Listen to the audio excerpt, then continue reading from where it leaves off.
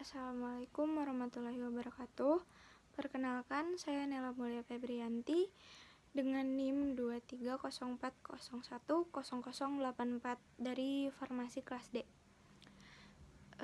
Di sini saya akan melengkapi tugas fisika dasar yang berupa menjawab pertanyaan-pertanyaan yang telah diberikan oleh dosen pengampu, yaitu Pak Adila. Baik, langsung saja masuk ke pertanyaan pertama, yaitu statement yang berisi Gen Z, di mana Gen Z ini di zaman sekarang banyak dipandang sebagai generasi yang kurang memiliki daya juang, mudah mengeluh dan juga malas berproses.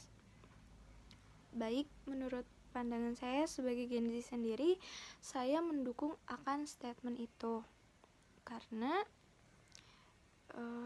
memang fakta adanya.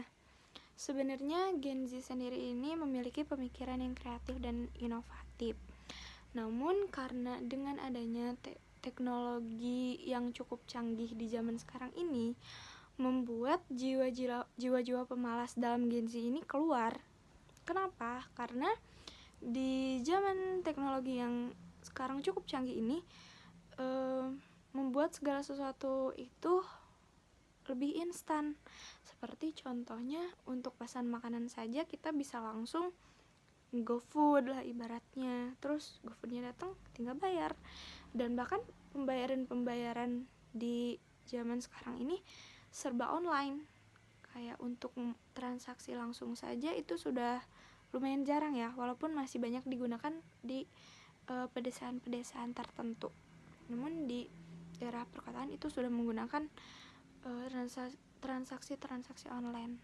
Dan dengan adanya teknologi canggih ini membuat Gen Z semakin berpikir kayak kalau ada yang gampang, kenapa harus yang sulit? Begitu. Dan dapat kita lihat juga seperti pada sebuah pembelajaran atau ketika kita diberi PR atau tugas dari entah itu guru atau dosen, Gen Z sekarang itu lebih memilih untuk mengerjakan atau menjawab soal tersebut dengan melalui Google dibandingkan dia membaca buku-buku atau referensi lainnya secara manual gitu. Mereka lebih memilih menggunakan teknologi saja. Karena apa? Karena dengan kita men-searching jawaban-jawaban di internet itu membuat apa yang kita lakukan itu lebih instan. Nah, namun kita juga tidak bisa memandang sebelah pihak. Karena segala sesuatu yang negatif itu pasti ada sisi positifnya juga.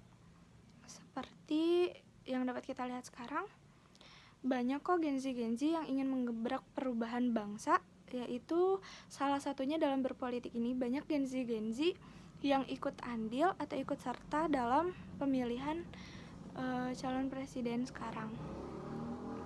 Walaupun cuma sekedar buat milih presiden aja, namun itu salah satu bentuk Gen Z untuk menunjukkan bahwa mereka juga ingin adanya perubahan pada bangsa Indonesia ini yang lebih baik gitu. Dan mungkin banyak juga bakat-bakat atau potensi-potensi Gen Z ini yang kurang terekspos karena di lain sisi Gen Z juga banyak memiliki bakat, entah itu dalam hal berpolitik, dalam hal musik atau olahraga, itu banyak, cuma mungkin kurang terekspos aja. Baik, selanjutnya lanjut ke pertanyaan kedua, yaitu mengenai manfaat berkuliah selain bisa memiliki ijazah dan berpeluang mendapatkan pekerjaan nantinya. Baik, menurut saya manfaat berkuliah itu jelas banyak, bukan hanya untuk mendapatkan ijazah saja, namun juga kita bisa mendapatkan banyak ilmu pengetahuan dan juga pengalaman, baik itu pengalaman dari dosen ataupun dari teman seperkuliahan. Dan manfaat berkuliah juga bukan hanya itu, tapi juga bisa membuat kita mempunyai jiwa sosialisasi yang tinggi. Karena kan berkuliah itu cukup banyak orang-orang yang mungkin pengalamannya lebih tinggi dari kita. Nah, dari situ kita bisa belajar dari pengalaman-pengalaman yang mungkin mereka sudah lalui tapi kita belum pernah gitu. Baik, kita lanjut ke pertanyaan yang ketiga, yaitu mengenai perbedaan dalam hal cara berpikir orang yang berkuliah dan tidak berkuliah. Menurut saya, bukan cara berpikirnya yang berbeda, tetapi pengambilan keputusannya yang berbeda.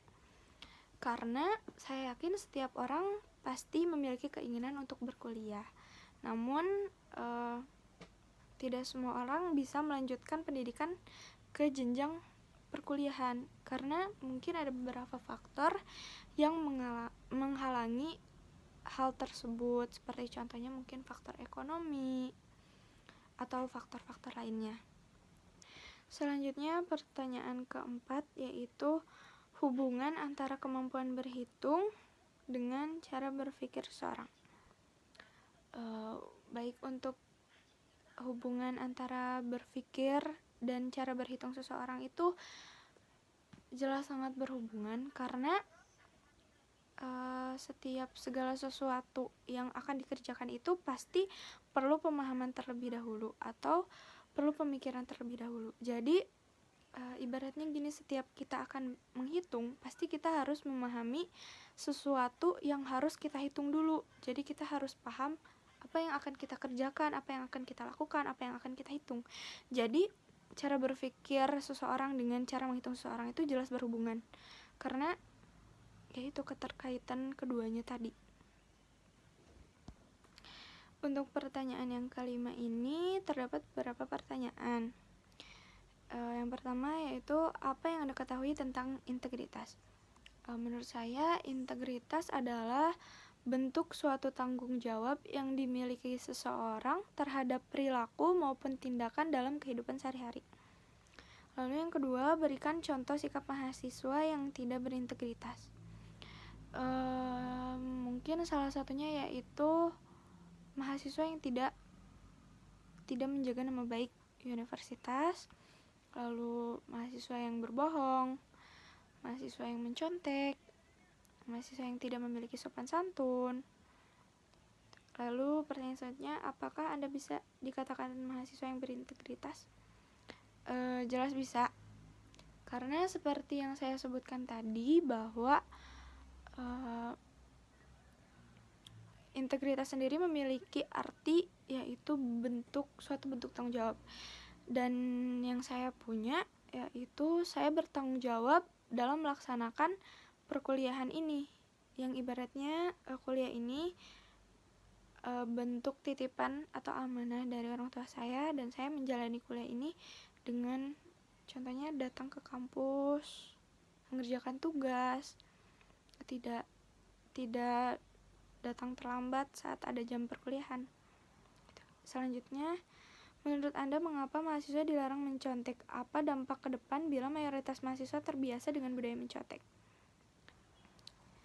Alasan mahasiswa dilarang mencontek itu karena perbuatan tersebut merupakan perbuatan yang tidak terpuji dan termasuk tidak baik, atau bisa disebut juga perlakuan yang sudah saya sebutkan tadi, yaitu perlakuan yang tidak terintegritas.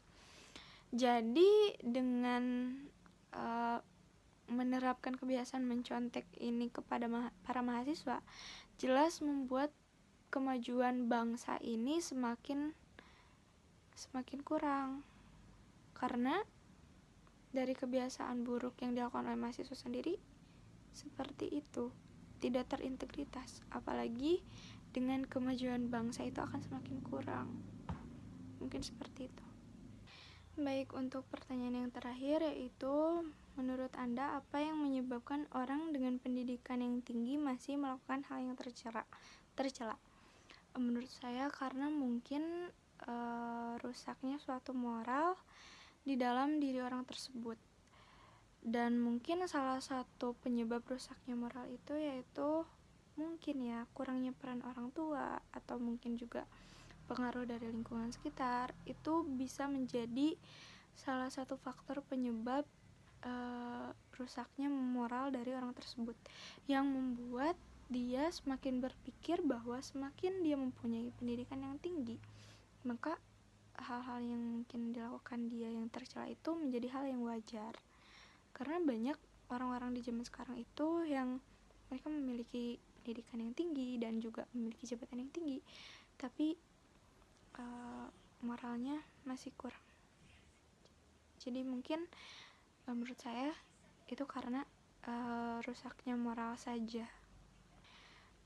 Selanjutnya untuk pertanyaan ke-6, yaitu terdapat quotes dari Imam Syafi'i yang berisi, bila kamu tidak tahan dengan lelahnya belajar, maka kamu akan menanggung perihnya kebodohan. Nah, dari pernyataan tersebut yang dapat saya simpulkan, yang dapat saya tangkap yaitu kita sebagai manusia yang berakal, maka kita harus bisa berjuang melawan lelahnya belajar. Karena sejatinya dunia itu tempatnya lelah, bukan tempatnya istirahat. Dan juga kita harus tetap berjuang karena kita tidak boleh hidup tanpa arah dengan kebodohan. Jadi kita harus tetap rajin belajar karena untuk mencapai suatu masa depan yang lebih baik lagi. Baik, sekian jawaban dari pertanyaan-pertanyaan tersebut yang dapat saya jawab.